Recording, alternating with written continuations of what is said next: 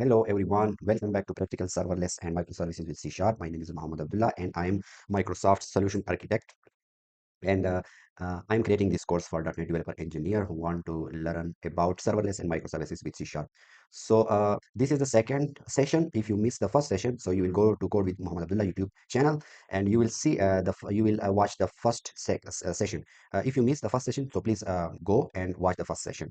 So in this video, we will understand microservices architecture. So what is microservices architecture? In microservices architecture is nothing but a software deployed on a computer network. Okay, and different microservices communicate via network protocol, and there is some constraint and rule that microservices must follow. We will see those constraint and rule later in this video. Sure. We have monolith application. Monolith application have large single system, one single code base, one deployment unit.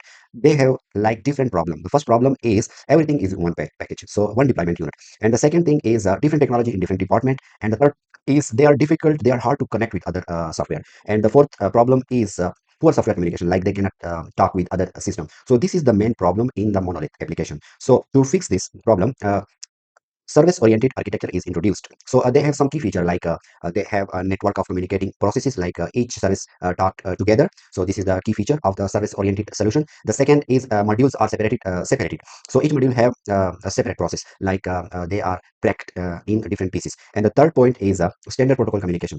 So they have some common language to that language they communicate. So and the fourth point is first step toward this is the service oriented architecture is the first step towards microservice. So this is the first step. So you can see here, this is a timeline, like in the first phase we have some SOAP protocol.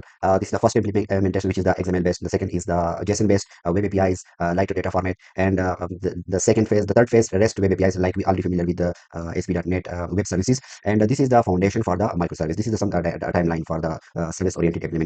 So here you can see service oriented architecture fix four problem. The first one, cross technology communication, like different tech work together, like Windows, Apache. So this is they fix this first key problem. And the second problem, which is fixed by the service oriented architecture, is independent versioning, like each module evolved separately. And public service offering, like they communicate with Google APIs, MS APIs, something they communicate with external app access.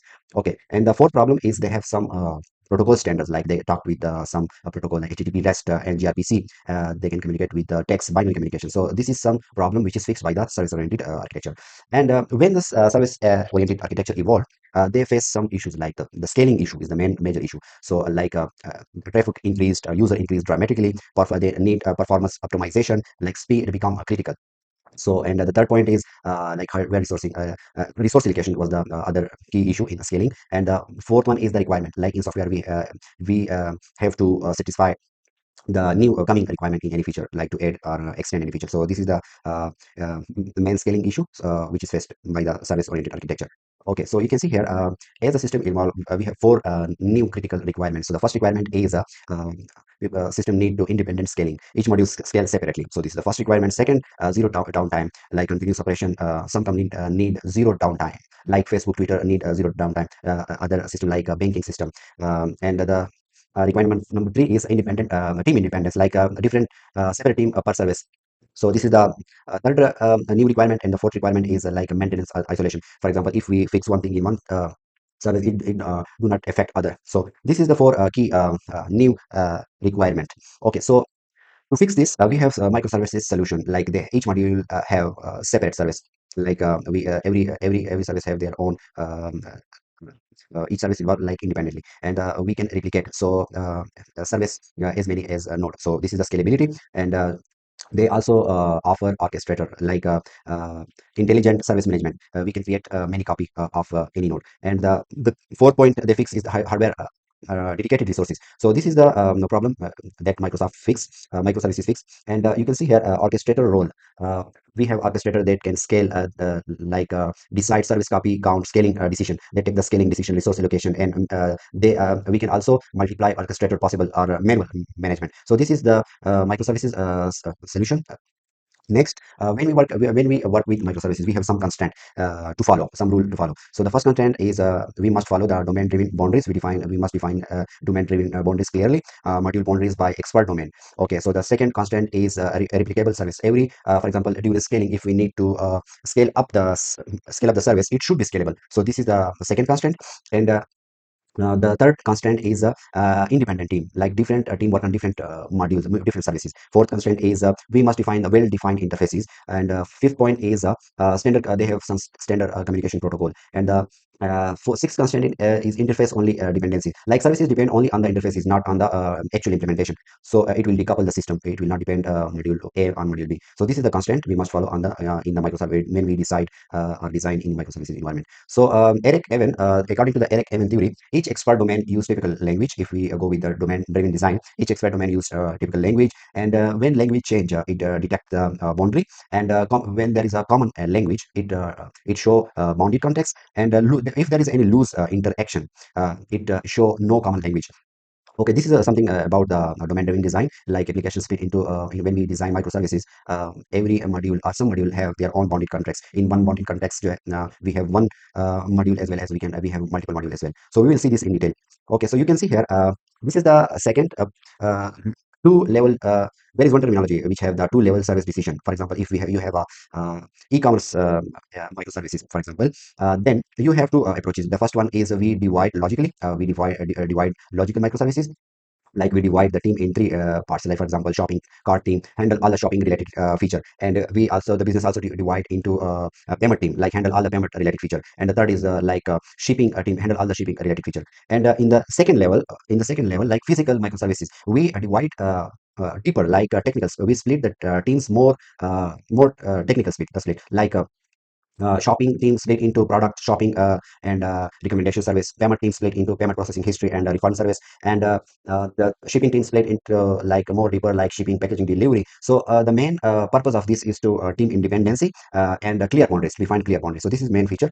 Two level approach. We two level service or two level approach. So and you can see here, when we design microservices architecture, we have like team to manage team. We have like we use some tools like context map.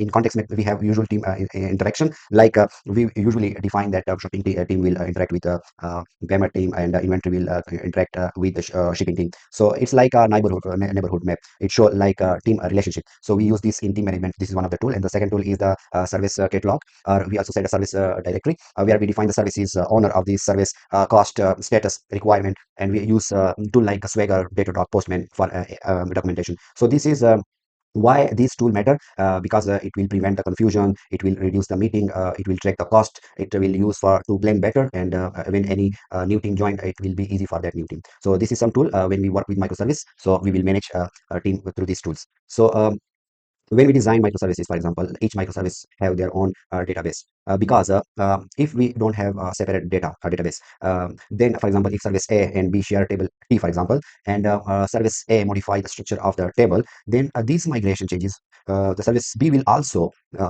apply these changes. So this approach will break the independence principle of the module. So the rule is only same service instance can share database. Okay, so this is the some principle you will follow during designing microservice. There is some challenges when you work with microservices, like you will face data duplication challenge. The problem is in microservices, for example, service A and B, service B need some data from service A. So we must duplicate the data inside service B. Okay, so this is some inevitable change. We must replicate the data, but we will follow some like rule, like we will minimize data duplication. And other point is we will duplicate the data in few microservices. We will try to there will be a few microservices that will duplicate the data and only duplicate those data which is needed for that microservice.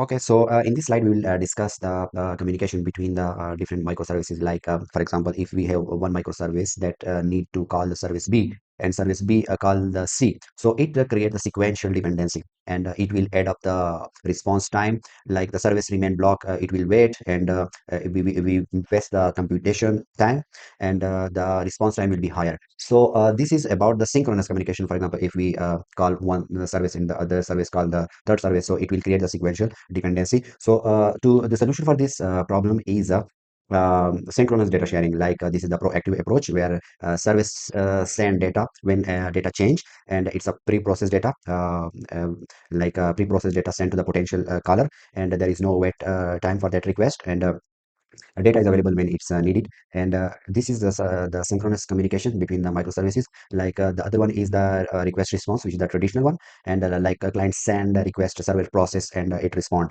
This is something like synchronous, like it wait is involved in this case, and in this case response time is up.